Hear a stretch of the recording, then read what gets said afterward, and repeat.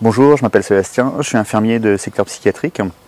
Donc j'ai choisi ce métier pour la spécificité du travail relationnel avec l'humain, le rapport avec l'autre qui est un rapport sincère.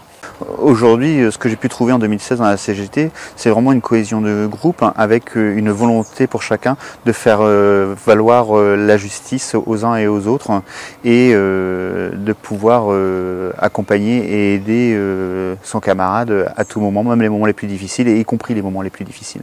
Aujourd'hui, je pense qu'il faut savoir que ce qui m'est arrivé peut arriver à n'importe qui et on n'est pas à l'abri d'être pris dans les grippes et le rouleau compresseur d'une administration qui n'est pas forcément bienveillante, elle. Et lorsqu'on n'est pas inclus dans un groupe et pas aidé, c'est quand même beaucoup plus difficile de se faire défendre. Mon investissement au niveau syndical est aussi tout à fait un parallèle et ce sont deux voies totalement identiques entre le travail d'infirmier de secteur psychiatrique et le travail syndical. Ce sont des relations avec l'autre, un apport d'aide à l'autre et un accompagnement pour chacun et un soutien pour chacun. Donc je me suis syndiqué à la CGT d'abord pour défendre des choses collectives et éventuellement des personnes individuelles sans savoir effectivement qu'on aurait besoin un jour du syndicat individuellement. Le 13 juillet 2016, je suis venu travailler comme d'habitude à 13h20 et là j'ai eu un appel téléphonique de la direction de mon établissement pour me convoquer dans leur bureau.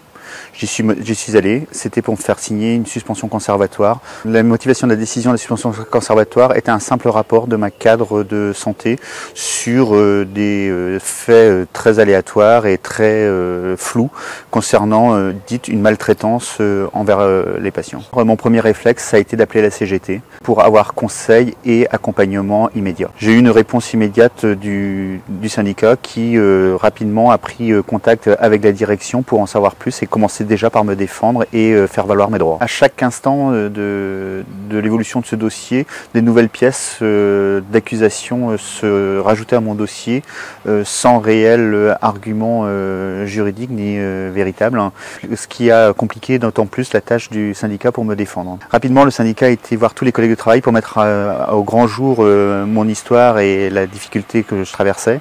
Ils ont pu se rassembler, ils ont fait des pétitions, ils ont créé des débrayages, ils ont fait des mobilisations physiques. Ils ont également pu organiser une collecte pour m'aider financièrement dans la difficulté que je traversais. Ça a été un soutien du quotidien très important qui était indispensable dans la traversée de ce désert. J'étais même à mon domicile régulièrement, j'étais contacté soit par les collègues, soit par les membres du syndicat pour me soutenir et m'informer de toutes les démarches qui s'y passaient. Grâce à eux, j'avais en permanence la tête au-dessus de l'eau. Donc au bout de 6 mois, j'ai réintégré ma fonction d'infirmier au sein de l'établissement, lavé de tout soupçon de maltraitance envers les patients. Le syndicat a su me blanchir auprès de l'administration de toute accusation et me redonner une intégrité professionnelle auprès de mes collègues et notamment me redonner confiance en moi dans mon travail.